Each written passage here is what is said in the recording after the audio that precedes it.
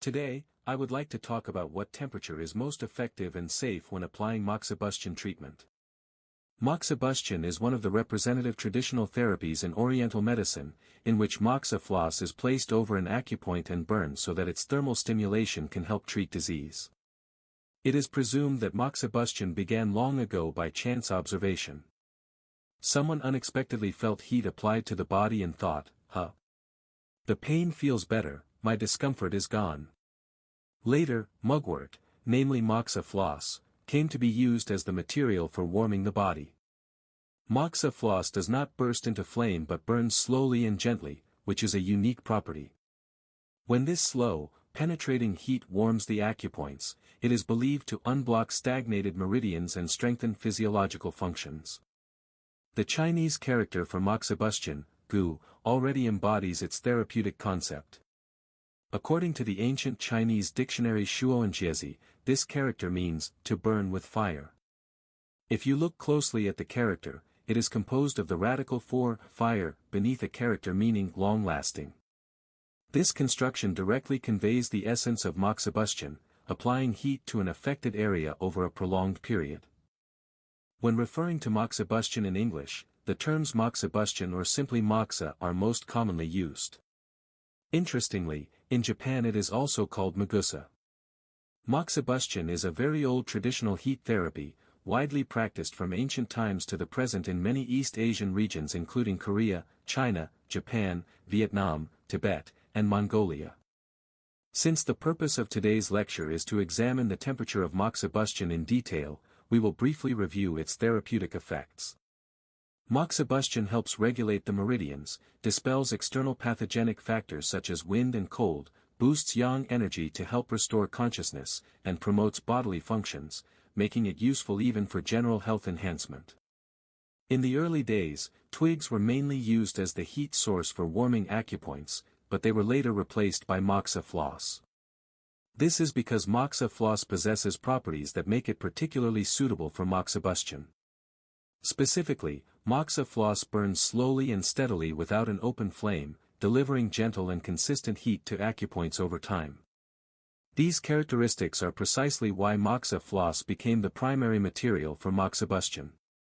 The temperature produced by Moxibustion varies depending on the size and density of the moxa floss.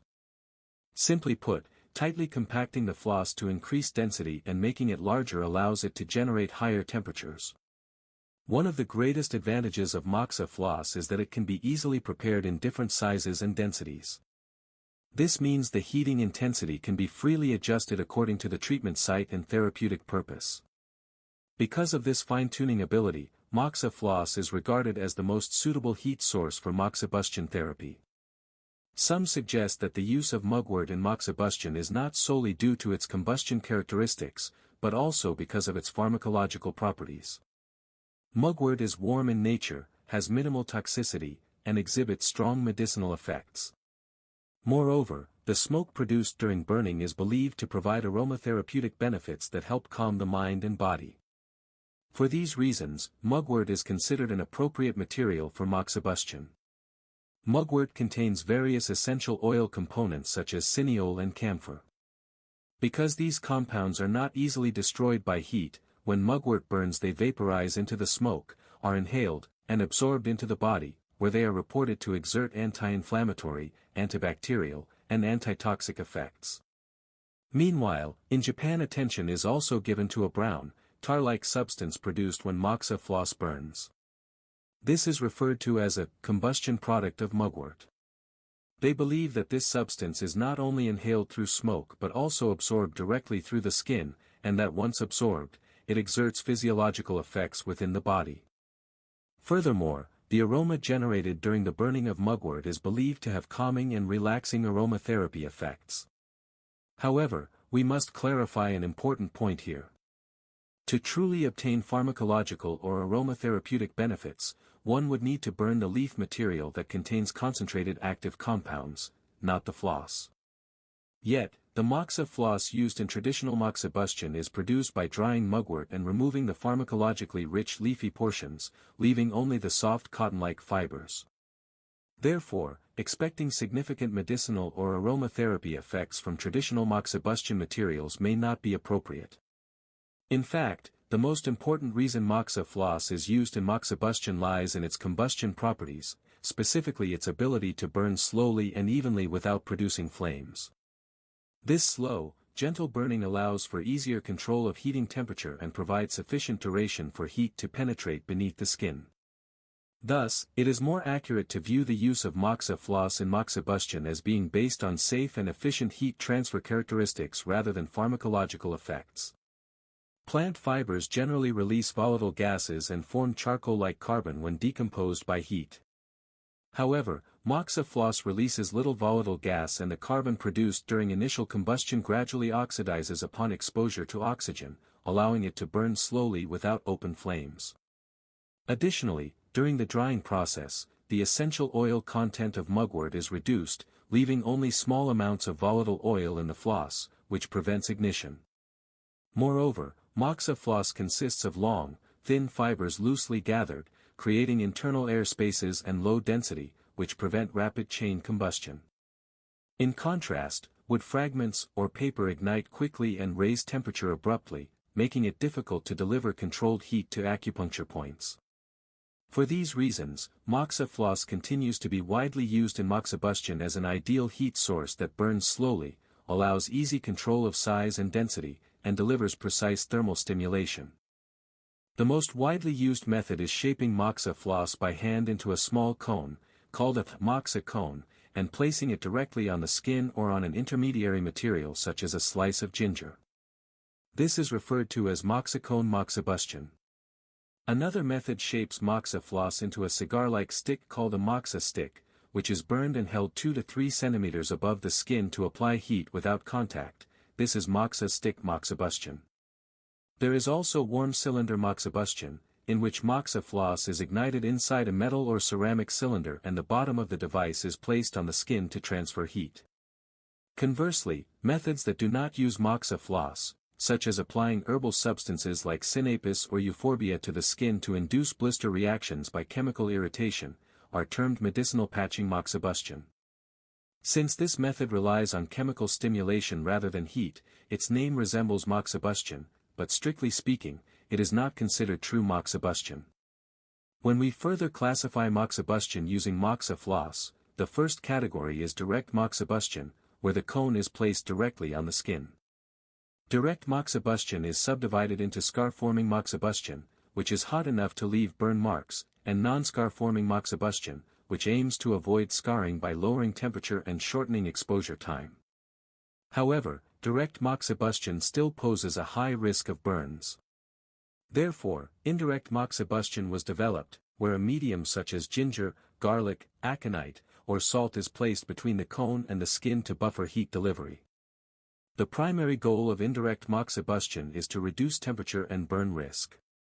Although some expect pharmacological effects from ginger or aconite, the fact that inert media such as clay or salt are also used indicates that the core purpose is temperature control and safety rather than medicinal action. Following this, moxa stick moxibustion was introduced, allowing even greater temperature regulation by burning a stick-shaped moxa and applying radiant heat near the skin. Moxa sticks may be made purely from floss or by mixing herbs into the floss.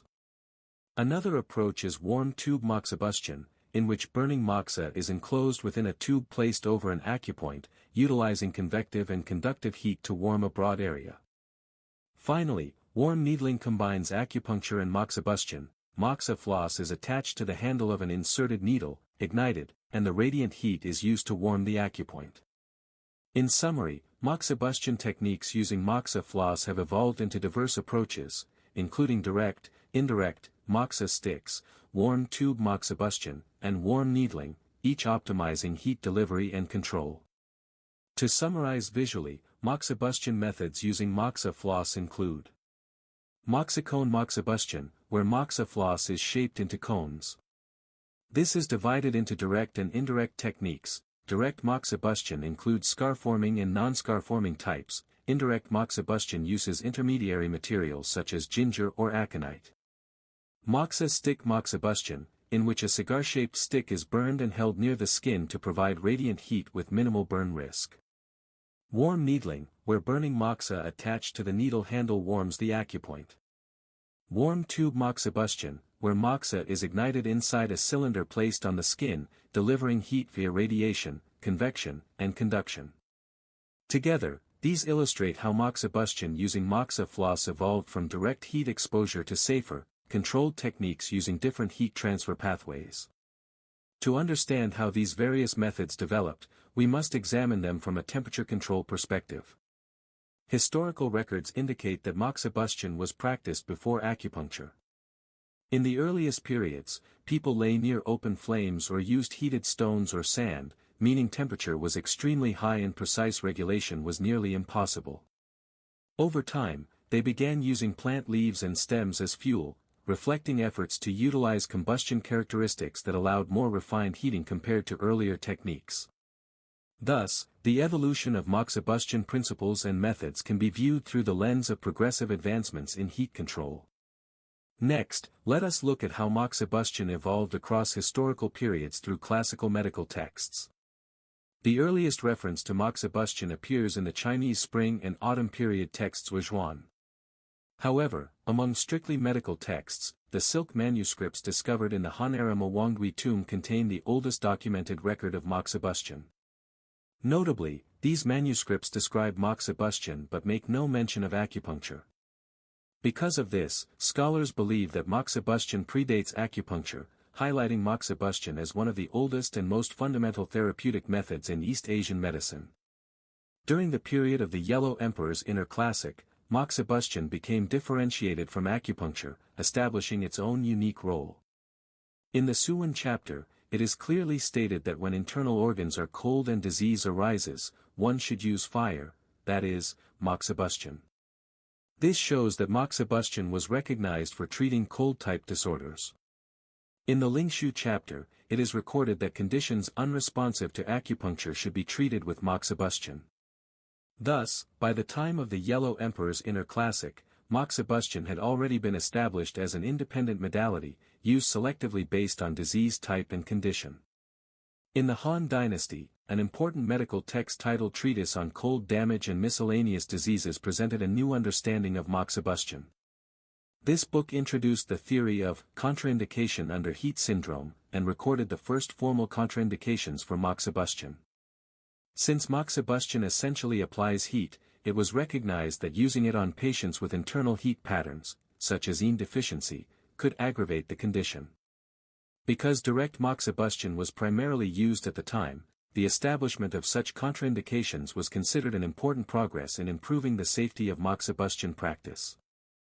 During the Western Jin Dynasty, a groundbreaking technique appeared in Huangfu Mi's A.B. Classic of Acupuncture and Moxibustion. This method was warm needling. Warm needling involves inserting a needle and attaching moxa floss to the needle handle, then igniting it so that the radiant heat warms the acupoint.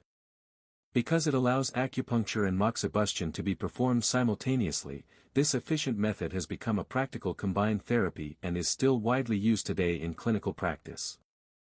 In the same Jin Dynasty, Guhong's Handbook of Prescriptions for Emergencies significantly advanced the safety of moxibustion therapy.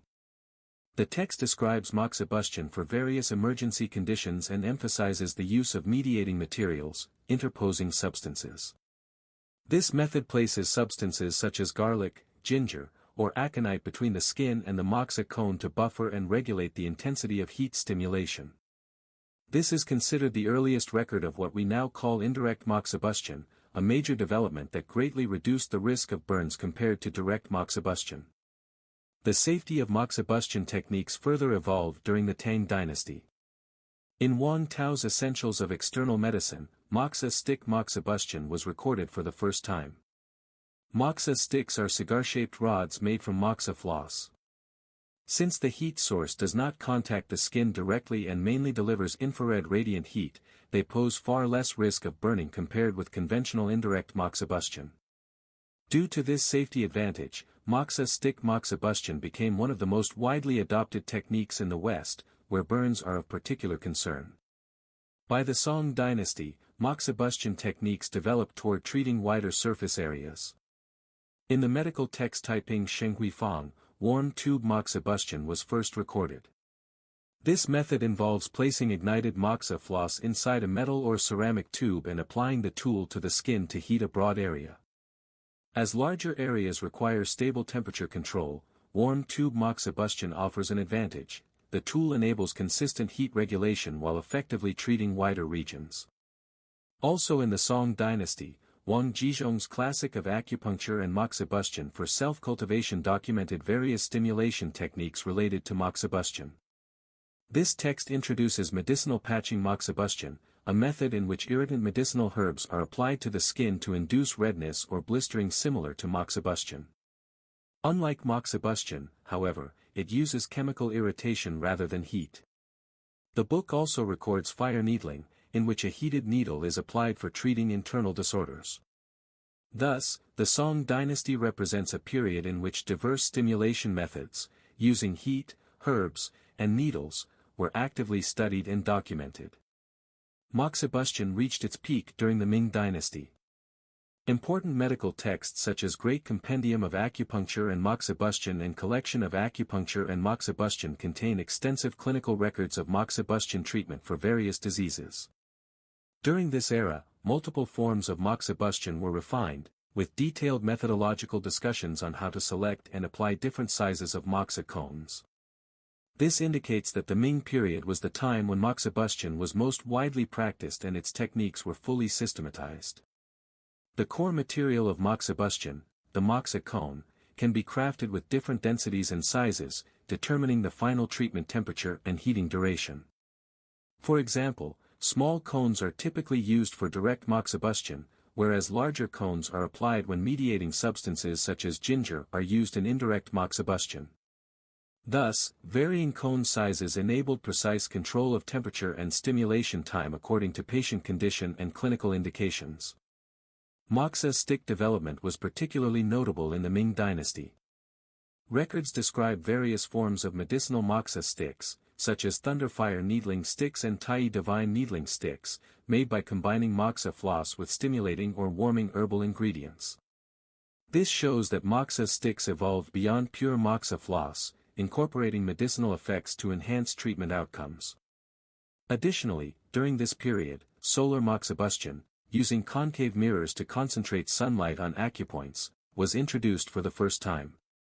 This demonstrated a new insight: moxibustion need not rely solely on moxa floss, rather, various heat sources could be utilized therapeutically. Moxa floss, the essential material for moxibustion, was processed in multiple forms for clinical use. Moxa cones were crafted with different densities and sizes, controlling treatment temperature and heating time, small cones for direct methods, larger ones for indirect techniques. Moxa sticks were made either from pure moxa floss or combined with herbs to enhance therapeutic efficacy. These developments illustrate that moxibustion evolved beyond simple heat stimulation toward optimizing treatment effectiveness through material innovation and precision technique. After the golden age of the Ming dynasty and into the Qing dynasty, notable changes emerged in the clinical use of moxibustion. Concerns over adverse effects such as burns and severe pain led to a decline in its application and a stagnation in technical development. Nevertheless, the Qing dynasty marks the beginning of scientific inquiry into moxibustion, shifting it from purely empirical practice toward the foundation of modern scientific validation. The historical development of moxibustion using moxa floss clearly illustrates a progression toward improved safety and efficiency. Initially, crude heat stimulation was applied using stones or wooden materials, but this evolved as moxa floss, the superior burning material, was adopted. Direct moxibustion first emerged, followed by indirect moxibustion in which insulating media were placed under the moxa cone to reduce burn risk. Later, non-contact methods using radiant heat, such as moxa stick moxibustion, were introduced. Eventually, warm tube moxibustion was developed, allowing broad area heating with controlled temperature via specialized instruments. Meanwhile, warm needling appeared relatively early, offering the advantage of applying acupuncture and moxibustion simultaneously. Medicinal patching moxibustion also emerged, inducing erythema through chemical stimulation rather than heat. Having reviewed the evolution of Moxibustion techniques, we will now examine its unique characteristics, and ultimately ask what the optimal therapeutic temperature truly was. Before discussing Moxibustion temperature, it is important to understand that heat is transmitted through four primary mechanisms. First, conduction occurs when two objects directly contact each other, for example, grilling meat on a frying pan. Second, convection involves heat transfer through the movement of liquids or gases, similar to the principle behind modern air fryers. Third, radiation transfers heat in the form of electromagnetic waves, such as heating food over an infrared grill without physical contact. Finally, converted heat refers to energy produced internally when other forms of energy transform into heat, similar to how food is warmed in a microwave oven. A key point is that the risk of burns depends on the mechanism of heat transfer. Direct conduction poses the greatest risk because hot objects contact the skin. Convection, heat transferred through hot gases or liquids, also carries substantial risk. In contrast, radiant heat transfer presents the lowest risk of burns. This principle explains why Moxibustion historically evolved away from direct contact methods toward techniques relying more heavily on safer radiant heat. We can now connect Moxibustion techniques to their dominant heat transfer mechanisms. Direct and indirect Moxibustion rely primarily on conduction, as heat passes from the moxa cone or an intermediary layer into the skin. Although indirect Moxibustion moderates conduction via insulating substances, conduction remains the dominant mechanism. In contrast, moxa stick Moxibustion and warm needling utilize radiant heat, greatly reducing burn risk, though minor convection may also be involved. Warm tube Moxibustion generates heat mainly through convection by circulating hot air within the device, with some contribution from radiation. Among traditional East Asian therapeutic modalities, acupuncture, Moxibustion, and herbal medicine, Moxibustion possesses distinct functional characteristics. The classic text Huangdi Neijing states, when acupuncture is ineffective, apply Moxibustion, and later works such as Ishue Rumen echo this statement. This indicates that Moxibustion is not merely supplementary but operates through mechanisms distinct from acupuncture, functioning as an independent therapeutic system. In Huangdi Neijing, treatment principles are broadly divided into two categories. Herbal medicine acts internally upon the body and is classified as internal therapy. In contrast, acupuncture and Moxibustion are considered external therapies because they stimulate the body from the outside. External therapies induce physiological responses through surface stimulation, which subsequently regulate internal functions. Thus, Moxibustion is not simply heat applied to an affected area, it is a physiological therapy that influences systemic function through controlled external stimulation. Representative external therapeutic techniques include acupuncture, Moxibustion, and medicinal patching Moxibustion. These share a common principle: they deliberately induce minor tissue damage through invasive stimulation. Specifically, acupuncture produces mechanical stimulation, Moxibustion induces thermal injury, and medicinal patching Moxibustion causes chemical irritation. Accordingly, external therapies in East Asian medicine have long been systematically classified and applied according to whether the stimulus is mechanical, thermal, or chemical. Why, then, do external therapies such as acupuncture and Moxibustion intentionally apply stimuli intense enough to damage tissue? The reason is that such invasive stimuli activate powerful defensive and healing mechanisms in the body. By provoking controlled minor injury, external therapies harness innate repair processes and physiological defense responses, thereby generating strong therapeutic effects. These invasive stimuli activate nociceptors embedded throughout the skin, muscles, joints, and other tissues. Once stimulated, their signals travel via A delta fibers and C fibers through the spinal cord to the brain. Thus, external modalities such as acupuncture and Moxibustion communicate with the central nervous system through rapid, fundamental protective pathways, eliciting robust physiological reactions. The noxious stimulus signal transmitted to the brain is perceived as a threat, which immediately activates the autonomic nervous system. This response is the primitive survival reaction known as the fight-or-flight response, during which heart rate increases, systemic blood flow rises, and respiration becomes accelerated. In other words, stimulation by acupuncture or moxibustion does not merely exert local effects, it mobilizes the body's global survival systems, providing energy to combat disease and support tissue repair. As noted previously, when a noxious stimulus is detected, the body instantly activates the autonomic nervous system and triggers a fight-or-flight response.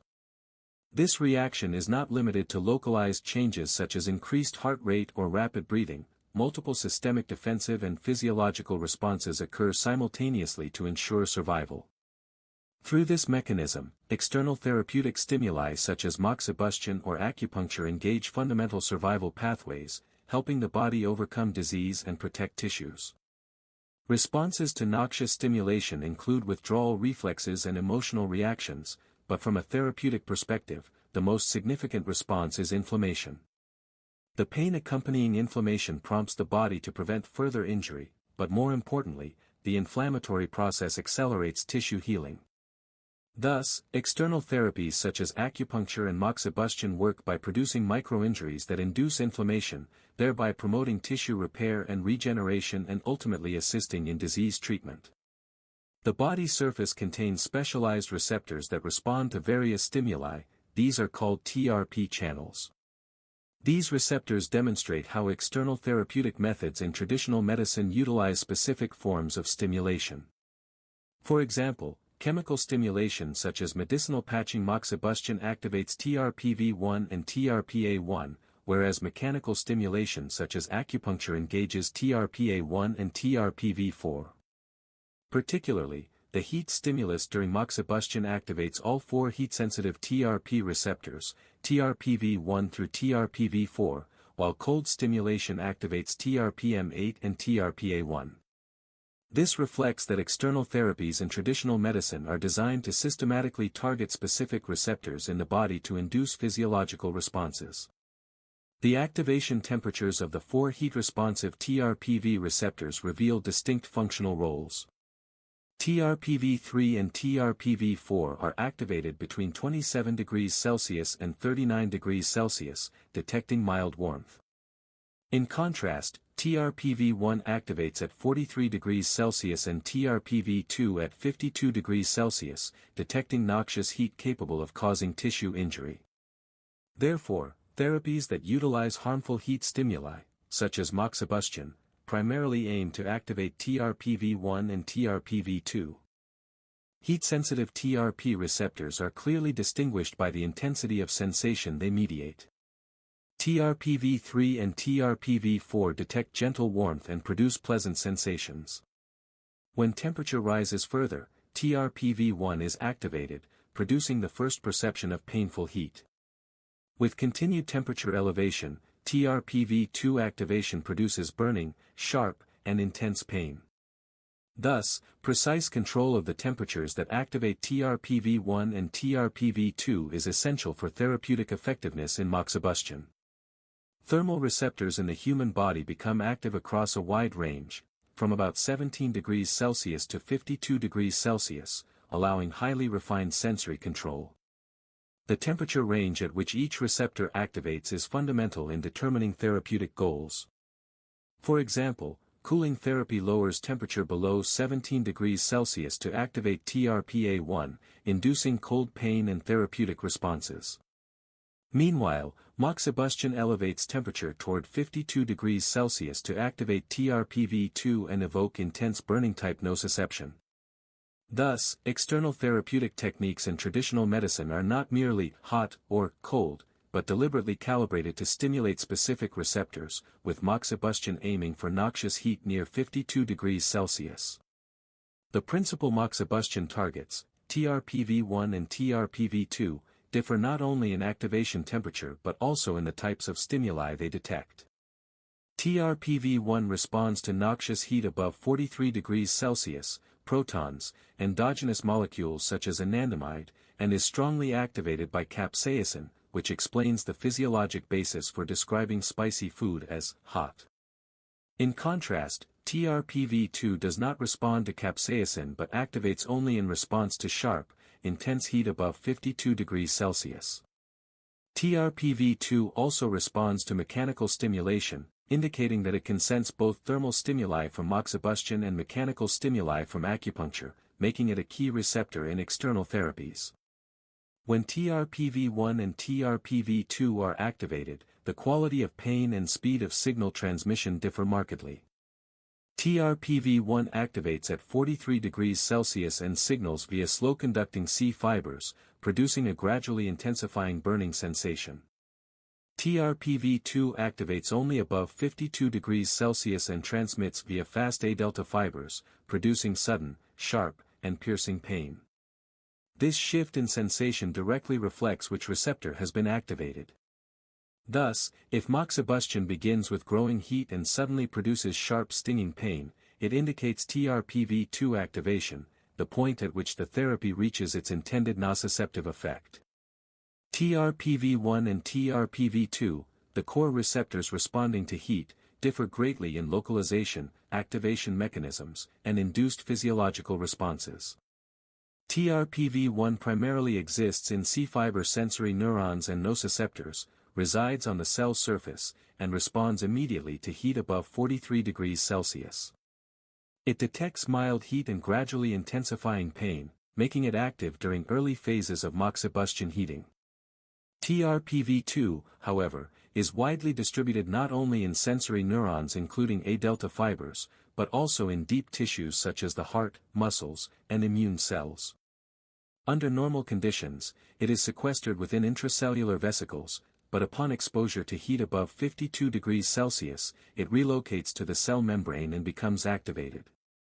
TRPV2 activation not only detects pain, it promotes cellular growth and migration to enhance tissue repair, and activates immune cells such as macrophages, modulating inflammation and immune function. Therefore, in moxibustion therapy, it is essential to go beyond simple warming. Temperatures above 43 degrees Celsius activate TRPV1, while strong stimulation approaching 52 degrees Celsius activates TRPV2. This strategy amplifies therapeutic effects by engaging not only superficial sensory pathways but also cellular regeneration and immune activation. The therapeutic effects of moxibustion vary depending on temperature. Our body has heat-sensing receptors, and at approximately 43 degrees Celsius, only TRPV1 becomes activated. However, when the temperature reaches 52 degrees Celsius, TRPV2 is also activated. This activation is essential for promoting cellular growth and migration, as well as enhancing immune function. Therefore, to maximize the therapeutic benefits of moxibustion, it is crucial to heat the acupoint not merely to a pleasantly warm level but to temperatures approaching 52 degrees Celsius. The skin perceives different sensations depending on the temperature of bath water. A warm bath, 38 to 40 degrees Celsius, is slightly higher than body temperature, producing a comfortable warming sensation that promotes relaxation. In contrast, a hot bath, 42 to 45 degrees Celsius, produces noticeable heat with mild prickling sensations. At this temperature range, the thermal nociceptor TRPV1 begins to activate, providing stimulation that goes beyond simple warmth and affects cells and nerves. However, this level of heat is still insufficient to induce deep physiological changes. Hot packs used for pain management typically range between 40 to 45 degrees Celsius, similar to hot baths. Within this range, TRPV1 is activated, offering warmth and superficial analgesic effects. However, because this temperature does not reach the 52 degrees Celsius threshold needed to activate TRPV2, it cannot produce fundamental therapeutic outcomes such as cellular growth, migration, or immune enhancement. Although the temperature of moxibustion varies according to the size and density of the moxa cone, the internal temperature of moxibustion generally reaches 480 to 620 degrees Celsius, while the surface temperature in contact with the skin ranges from 55 to 100 degrees Celsius. These temperatures exceed the activation threshold, 52 degrees Celsius, for TRPV2, meaning that moxibustion can simultaneously stimulate both TRPV1 and TRPV2. This is the key reason moxibustion achieves stronger therapeutic effects than hot packs. Hot packs activate only TRPV1, producing superficial analgesia, whereas moxibustion activates TRPV2, leading to cellular growth promotion, immune activation, tissue repair, and deeper therapeutic benefits. However, due to the high temperatures, there is an inherent risk of burns. Therefore, moxibustion treatment uses a strategy of minimizing exposure time. Instead of applying mild heat for long durations, as with hot packs, moxibustion aims to rapidly activate TRPV2 at temperatures above 52 degrees Celsius, but for short exposure periods, ensuring both efficacy and safety. The most critical adverse effect associated with moxibustion is burn injury. Since burns result from a combination of heating temperature, exposure time, and contact area, precise control of these parameters is essential. The risk of burns shows a clear inverse relationship between heating temperature and exposure duration. Even at relatively low temperatures of 40 to 45 degrees Celsius, maintaining skin contact for 1 to 2 hours can cause cumulative tissue damage leading to low-temperature burns. At 55 degrees Celsius, burns may occur after approximately 10 seconds, and at temperatures above 60 degrees Celsius, burns can develop with less than 5 seconds of contact. Examining exposure time relative to burn risk, the time required for burn formation varies significantly with temperature. For example, at 44 degrees Celsius, the skin must be exposed for about 6 hours before burns develop, whereas at 48 degrees Celsius, damage occurs within 5 minutes, at 51 degrees Celsius within 2 minutes, and at 60 degrees Celsius, within a few seconds. Thus, at the TRPV1 activation level, 43 degrees C, burns are unlikely even during prolonged heating, but around 52 degrees Celsius, where TRPV2 activates, burns may occur in less than 10 seconds. Therefore, even a small rise in temperature sharply shortens the tissue tolerance time, highlighting that in heat-based therapies or experiments, exposure duration is just as critical as temperature. Burn risk is also influenced by the heated surface area. Larger contact areas increase burn risk, whereas smaller areas reduce it. Therefore, at lower temperatures, heating can be safely applied over wide areas, as seen with hot packs, which deliver mild heat over large regions for extended periods. In contrast, because moxibustion uses heat levels capable of causing burns, it keeps exposure area minimal and applies temperatures between 48 to 52 degrees Celsius for only a few seconds. This approach allows optimal therapeutic effects while preventing skin injury. Indirect moxibustion typically employs relatively low temperatures of 45 to 50 degrees Celsius, so burn risk is relatively low. At these temperatures, skin tolerance time is long, allowing 5 to 10 minutes of continuous heating without injury. Additionally, because the heated area is very small, burn risk is further reduced. Due to this combination of mild heat and minimal contact surface, indirect moxibustion is widely utilized as a safe yet effective heating therapy. Direct moxibustion, on the other hand, uses extremely high temperatures ranging 60 to 80 degrees Celsius. Although the contact area is small, this temperature far exceeds the final physiological activation threshold of roughly 52 degrees Celsius. Thus, direct moxibustion provides strong therapeutic stimulation and high efficacy, but also carries a significant risk of burns. In other words, direct moxibustion can be understood as a technique combining high therapeutic benefit with high risk. When comparing hot packs and moxibustion in terms of temperature, contact area, and heating duration, the differences are clear. Hot packs have a large contact surface and provide heat for about 20 minutes, requiring a relatively low temperature to avoid discomfort or injury. As a result, hot packs mainly activate only the TRPV1 receptors. In contrast, moxibustion uses much higher temperatures, and applying such heat to a large area for a long duration would pose a high risk of burns. Therefore, moxibustion utilizes a very small contact area and very short heating duration. Because of this high-temperature stimulus, moxibustion can activate not only TRPV1 but also TRPV2, leading to distinct physiological effects compared with hot packs, which provide long, mild low-temperature stimulation. Although TRPV2 is generally activated at temperatures above 52 degrees Celsius, the actual temperature perceived by the skin in clinical settings does not directly reach 52 degrees Celsius. This is due to thermal equilibrium. When a hot object touches the skin heats up while the object cools down, and their temperatures converge. For example, when a small metal object, approximately 1 centimeter in diameter, at 52 degrees Celsius contacts the skin, the perceived skin temperature becomes about 48 to 50 degrees Celsius. This phenomenon is similar to placing cold beef on a 250 degrees Celsius frying pan. The pan temperature immediately drops to around 200 degrees Celsius.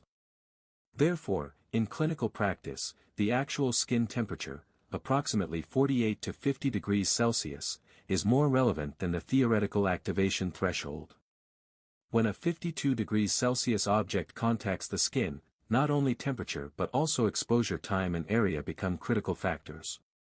This temperature is near the threshold of skin tolerance, meaning exposure longer than 1 second requires caution, and sustained contact for tens of seconds may cause burns. Thermal equilibrium causes the actual skin temperature to settle around 48 to 50 degrees Celsius, a range sufficient to activate TRPV1 and TRPV2 and induce therapeutic physiological responses, but also approaching the burn risk zone with longer exposure. Therefore, during moxibustion, high-temperature stimulation around 52 degrees Celsius must be applied for only a few seconds to maintain safety. This principle enables moxibustion to deliver short, intense heat stimulation that activates both TRPV1 and TRPV2 for strong therapeutic effects while minimizing burn risk.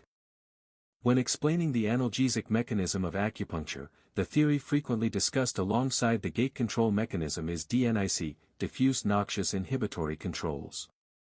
This theory describes the phenomenon in which pain perceived in one region is suppressed when a strong noxious stimulus is applied elsewhere. In simple terms, when a very strong stimulus is delivered at one site, the central nervous system prioritizes processing it and suppresses other pain signals. Traditionally, this principle is illustrated by how pulling a bull's nose ring forcefully during castration or applying a horseshoe reduces perceived pain in other body regions. To activate DNIC, a sufficiently intense stimulus is required, and experimental studies indicate that noxious heat stimulation begins around 48.2 degrees Celsius. In other words, when skin temperature exceeds approximately 48.2 degrees Celsius, DNIC becomes active, producing pain suppression. Viewed from this perspective, high-temperature stimulation of 48 to 50 degrees Celsius during moxibustion not only activates TRPV1 and TRPV2 but also triggers DNIC, providing an additional major analgesic mechanism. Therefore, an optimal target temperature for effective moxibustion can be considered around 52 degrees Celsius.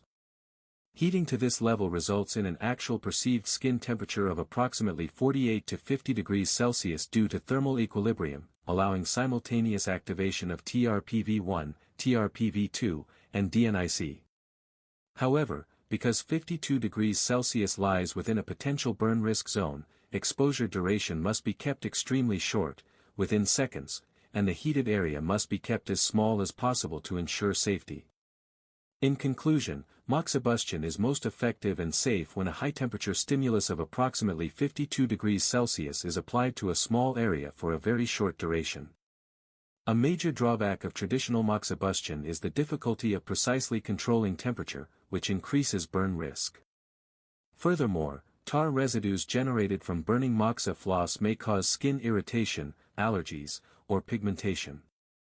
Smoke is also problematic, as some patients experience respiratory irritation, and increasing sensitivity to odors means that the characteristic moxibustion smell absorbed into clothing or clinic curtains is considered undesirable. Finally, moxibustion is typically applied repeatedly, often 3 to 7 sessions per treatment, requiring practitioners to remain beside the patient for 10 to 20 minutes to replace burned moxa cones, making it labor-intensive. In summary, while moxibustion is highly effective, it also presents disadvantages: difficulty controlling temperature, burn risk, smoke and odor, and procedural inconvenience. To overcome these limitations, a new form of moxibustion employing electrical and semiconductor technology has been developed, with K1 Moxibustion being a representative example. Unlike traditional Moxibustion, this device eliminates burn risk and avoids skin side effects caused by Moxa tar. It also produces no smoke or odor, preventing respiratory discomfort or lingering smells. In essence, it preserves the therapeutic benefits of traditional Moxibustion while significantly improving safety and convenience. K1 Moxibustion provides 4 temperature settings, allowing users to select among 45 degrees Celsius, 47 degrees Celsius, and 49 degrees Celsius. The displayed temperature corresponds to the actual skin temperature experienced. For example, when set to 49 degrees Celsius, the skin directly experiences 49 degrees Celsius stimulation, achieving an effect equivalent to applying a 52 degrees Celsius heated material, activating TRPV2 and producing a brief sharp sensation. Additionally, for selective tissue cauterization, such as treating warts or corns, the manual mode can increase temperature up to 57 degrees Celsius. Lastly, K1 Moxibustion supports automatic repeated application, allowing 1 to 100 continuous stimulations without additional manual operation, greatly improving procedural efficiency. Thus, K1 Moxibustion is a modern therapeutic device offering precise temperature control, safety, and automated repeated stimulation capability. A full stimulation cycle using K1 Moxibustion generally takes about 3 minutes, including heating and cooling phases. This ensures sufficient cooling time to prevent thermal buildup, which would otherwise increase burn risk. Reheating too quickly may enhance therapeutic effect, but accumulated heat with repeated applications could result in low-grade burns. Therefore, ensuring adequate cooling before reheating is an essential safety component in Moxibustion treatment. In summary, K1 Moxibustion is an innovative temperature-regulated therapeutic system scientifically designed to deliver high-temperature stimulation capable of activating both TRPV1 and TRPV2 while minimizing burn risk through precise control of temperature, timing, and contact area. This concludes the presentation. Thank you for watching.